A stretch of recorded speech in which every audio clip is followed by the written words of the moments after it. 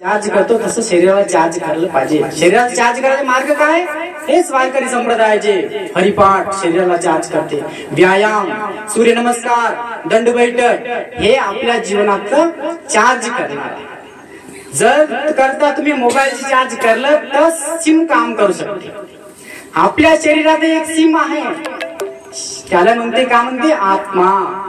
शरीरात काय आहे? आत्मा। जसं मोबाईल मध्ये सिम राहते तसं शरीरामध्ये आत्मा आहे। जर करता मोबाईल चार्ज नाही तर तुमचं सिम काम करत नाही, तसं जर करता तुमच्या शरीराला चार्ज करू नाही शकल्या तर तुमच्या अंदर म्हणजे जो आत्मा ते काम करू शकत नाही।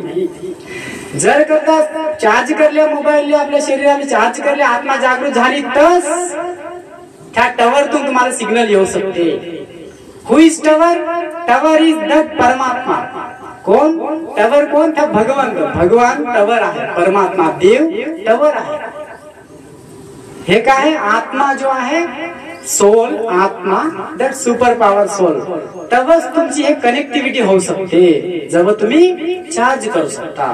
म्हणून शरीराला चार्ज करा, आत्माला जागृत करा, तेव्हा ह्या आत्माची परमात्माची जोड करा। त्यालाच म्हणते योग।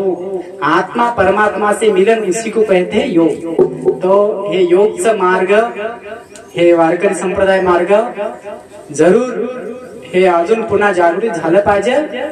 बिना ज्ञानानं, बिना भक्ती वैराग्यानं हे मानवाचं जीवन शांत राहू शकत नाही। सगळ्यांना नमस्कार। भारत माता की जय।